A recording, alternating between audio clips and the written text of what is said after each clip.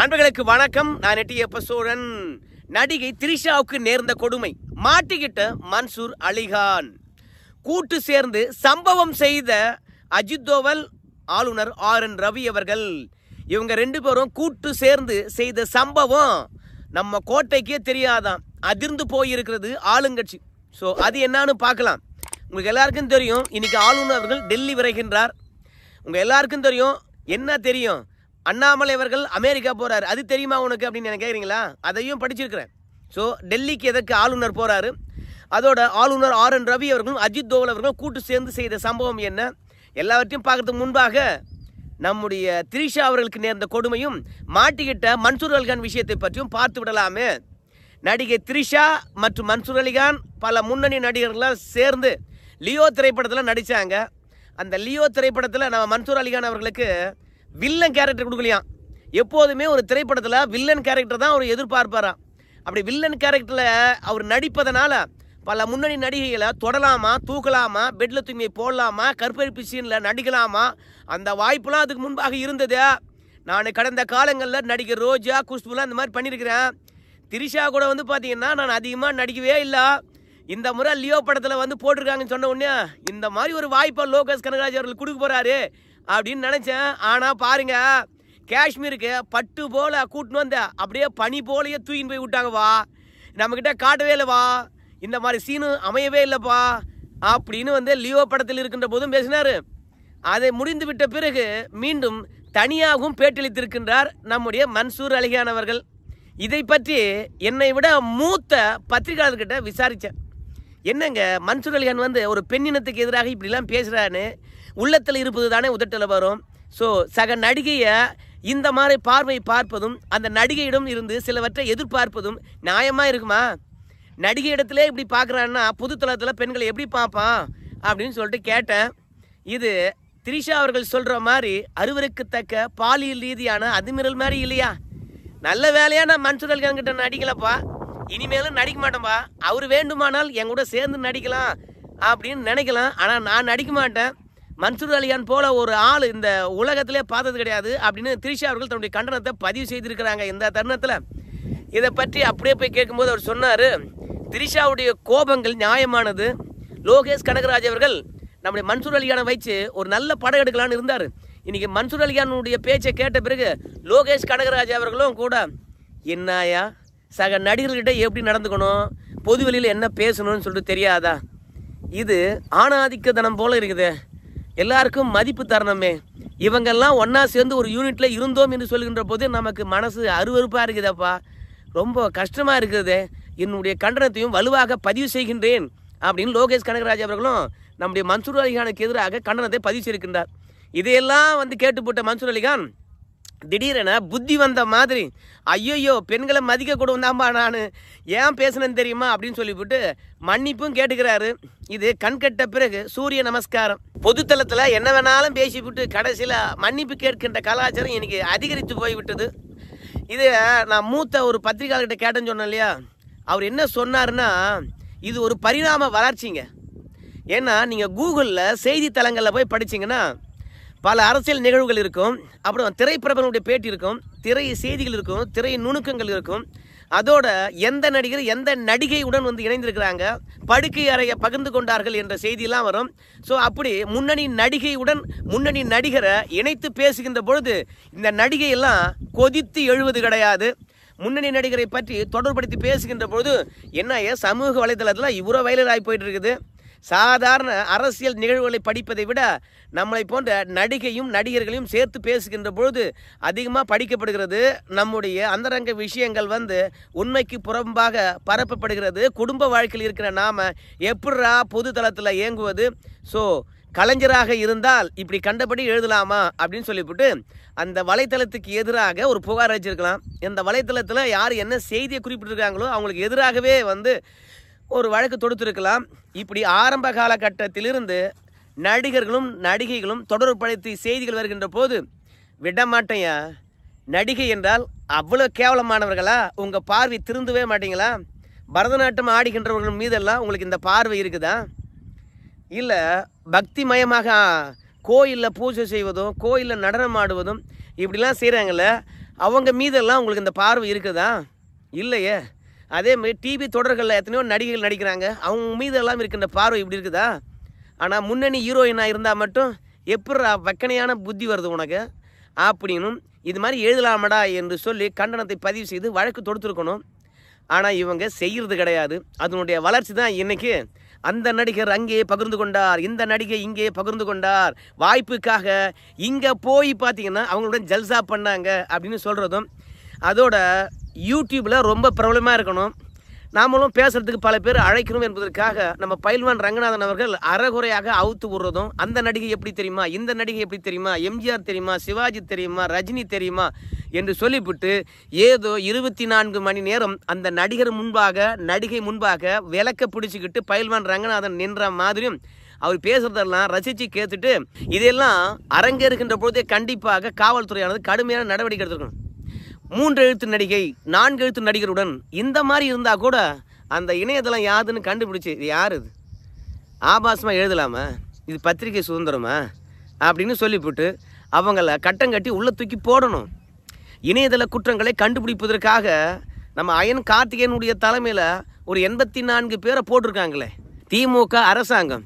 அது என்ன, திமுக அரசாங்கத்தை எதிர்த்து பேசுகிறவங்க உண்மையை பேசுகிறாங்களா, பொய்யை பரப்புகிறாங்களா, அதை மட்டுமே கண்டுபிடிப்பதற்காக மட்டும்தான் அயன் கார்த்திகேயன் அவன் தலைமையில் இருக்கிறவங்கலாம் செய்தி உண்மைத்தன்மை கண்டுபிடிப்பதற்காக போட்டிருக்காங்களா? இந்த மாதிரி நடிகைகள் மீது வருகின்ற அவதூறு விஷயங்கள்லாம் பற்றி பேசுவது கிடையாதா? இல்லை, கொஞ்ச நாளைக்கு முன்பாக சிவகார்த்திகேயன் பற்றியான விஷயங்கள் வந்தது. பேரை தவிர்த்து விடுவோம். ஒரு இசையமைப்பாளருடைய குடும்பத்தில் கும்மாங்குத்து ஆடிட்டாரு அப்படின்ற செய்தி வந்தது. சிவகார்த்திகேயன் அவர்கள் இதற்கு மறுப்பு தெரிவிக்கலை. சிவகார்த்திகேயனை தூக்கி வளர்த்த ஒரு பெண் சிவகார்த்திகேயனுடைய விஷயங்களை பற்றி எடுத்து சொன்னாங்க. ஸோ சிவகார்த்திகேயனுடன் தொடர்பில் இருந்த இசையமைப்பாளருடைய மனைவி மறுப்பு தெரிவித்தாங்க. ஸோ இதெல்லாம் எந்த அளவுக்கு உண்மை என்று தெரியல. ஸோ இப்படி சமூக வலைத்தளங்களில் உண்மையோ பொய்யோ அந்த நடிகரை பற்றி, அந்த நடிகருடைய மனைவி பற்றி, இந்த இசையமைப்பாளருடைய மனைவி பற்றி இப்படி தவறான செய்திகள் அரங்கேறுகின்ற பொழுது இந்த மாதிரி அல்பத்தனமான எண்ணங்கள் நிறைய பேருக்கும் உருவாகிறது. அதிலே மன்சூர் அலிகானை பொறுத்த வரைக்கும் கடந்த கால கேரக்டர்லாம் எடுத்து பார்த்தா பெண்களுக்கு எதிராக இவர் செய்த சேட்டைகளுக்கு எதிராக நிறைய வழக்குகள் இருக்குது. கடைசியில் பல வழக்குகள்லாம் கடந்து மீண்டும் திரைத்துறையில் இப்போ தான் இணைந்து காமெடினா பயணிக்கிறாரு. ஸோ இவர் ஒழுக்க சீலர் என்றும் சொல்ல முடியாது. இப்படி ஒழுக்க சீலர் இல்லை என்பதை திரை உலகமானது கண்டு இருக்கிறது. அதனால தான் பெண்களிடத்தில் அணுகாமல் தள்ளியே வச்சுருக்காங்க. ஆனால் இருந்தாலும் நம்ம மன்சூர் அலிகானுக்கு இப்படி ஓப்பனாக பேசக்கூடாது. நான் கூட பல நடிகர்களை பார்த்துருக்குறேன். ஒரு நடிகர் 3 ஹீரோயினுக்கு அண்ணனாக நடிச்சிருப்பாங்க, இன்னொரு நடிகர் 4 ஹீரோயினுக்கு அண்ணனாக நடிச்சிருப்பாங்க. அவங்கெல்லாம் பேட்டி கொடுக்கின்ற போது வெளியே இந்த படத்தில் அந்த நடிகைகளுக்கெல்லாம் என்ன அண்ணனாக போட்டாங்கப்பா, என்ன அழகழகாக இருந்தாங்க, என்ன அண்ணா அண்ணான்னு கூப்பிடும்போது என்னுடைய நெஞ்சு பக்கு பக்குன்னு அடிச்சிக்குது. அதனால் இந்த படத்தினுடைய ரிவ்யூ காட்சிகளையாவது அவங்களுக்கெல்லாம் அண்ணனா நடிச்சிங்கல்ல, அந்த அம்மாவுக்கு அண்ணன் இல்லை, இந்த அம்மாவுக்கு அண்ணன் இல்லை அப்படின்னு நெறியாளரை நீங்களும் கேள்வி கேட்டு என்ன அந்த நடிகளுக்கெல்லாம் அண்ணனை ஆக்கிடாதா சாமி, என் மனசு பக்கு பக்குன்னு இருக்குது, நான்லாம் அவங்களுக்கு ப்ளே பாயாக இருக்கக்கூடாதா அப்படின்னு சொன்ன நடிகர்லாம் இருக்கிறாங்க, முன்னணி நடிகருங்க. ஸோ பல பட ப்ரமோஷனு இல்லை பட வெளியீட்டு விழா, இசை வெளியீட்டு விழாவில் இந்த படத்தில் இந்த நடிகை செம அழகாக காட்டியிருப்பாங்கப்பா, சூப்பராக. இப்போ பார்க்குறீங்களா, இதை விட அழகாக இந்த படத்தில் காட்டியிருக்காங்க தெரியுமா. அவங்க நடிப்பை விட நீங்கள் இந்த படத்தில் அவங்க அழகையே ரசிக்கலாம், அவ்வளோ அழகாக காட்டியிருக்காரு கேமராமேன் அப்படின்னு சொல்லிட்டு முன்னணி நடிகைகளை பொறுத்த வரைக்கும் முன்னணி நடிகர்கள் அறிமுகப்படுத்துகின்ற பொழுது இங்கே என்னவோ இருக்கின்ற தமிழக இளைஞர்கள் பெண்களுடைய அழகுக்கு மயங்கி கொண்டு திரைப்படத்தை பார்க்குற மாதிரி பல படங்களுடைய வெளியீட்டு விழா, பாடல் வெளியீட்டு விழா, பட ப்ரமோஷனில் பெண்களுடைய அழகையும் நடிகருடைய அழகை பற்றியும் பேசுவது வாடிக்கையாக இருக்குது. கதை சூப்பரு, மாறுபட்ட கதை, இந்த படம் இட்டடிக்கும் அப்படின்னு சொல்கிறத விட இவங்க நடிப்பும் இவங்க அழகும் திரைப்படத்தில் ஓஹோ என்னன்னு சொல்கிறது வாவ் அப்படிலாம் சொல்லுவானுங்க. ஸோ இந்த மாதிரியான விஷயங்கள் பரிணாம வளர்ச்சி அடைந்து கடைசியில் இன்றைக்கி மன்சூர் அலிகான் வாயில் திரிஷாவை பெட்டில் தூக்கி போய் போட்டு இந்த மாதிரியான கேவலமான வார்த்தைகளாக வடிவெடுத்திருக்கிறது. திரை உலகம் எல்லாவற்றிலும் பரிணாம வளர்ச்சி அடைந்து கொண்டு வருது காலத்துக்கு ஏற்ற மாதிரி. இப்போ நடிகைகள் மீது தன் இருக்கின்ற எண்ணத்தை வெளிப்படையாக தெரிவிக்கின்ற அளவுக்கு முன்னேறி போச்சு.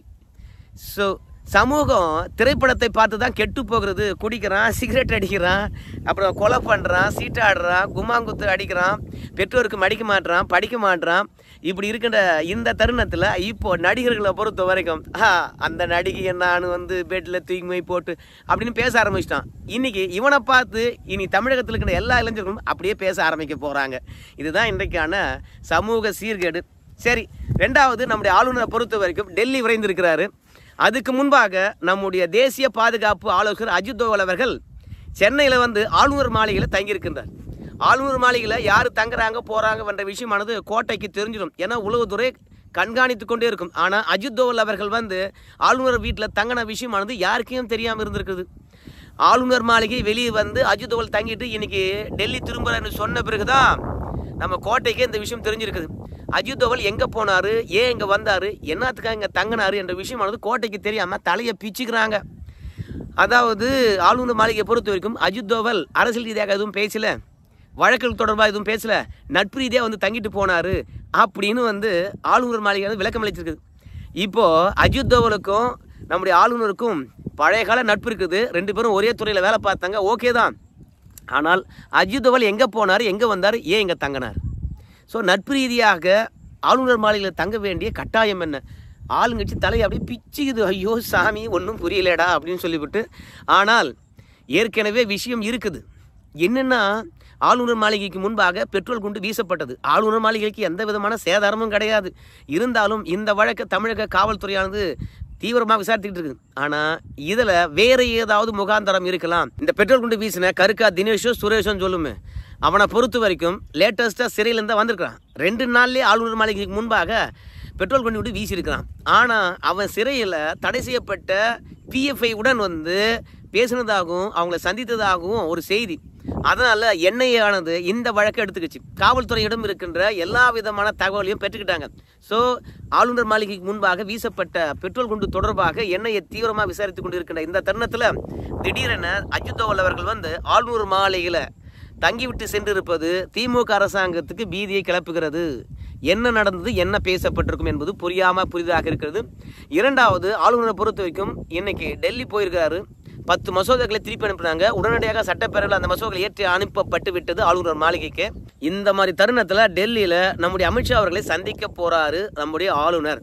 ஸோ பேசப்படுவது சட்டம் ஒழுங்கை பற்றியா, இல்லை ஆளுநர் மாளிகைக்கு முன்பாக வீசப்பட்ட பெட்ரோல் குண்டு தொடர்பாகவா, இல்லை மசோதா தொடர்பாகவா, இல்லை அஜித் தோவலும் ஆளுநரும் தமிழகத்தில் NIA சோதனையினுடைய விரிவாக்கம் பற்றி பேச போகிறாங்களா, தெரியாத புதிராக இருக்கிறது. இதற்கிடையில் அமெரிக்கா செல்லுகின்றார் அண்ணாமலை.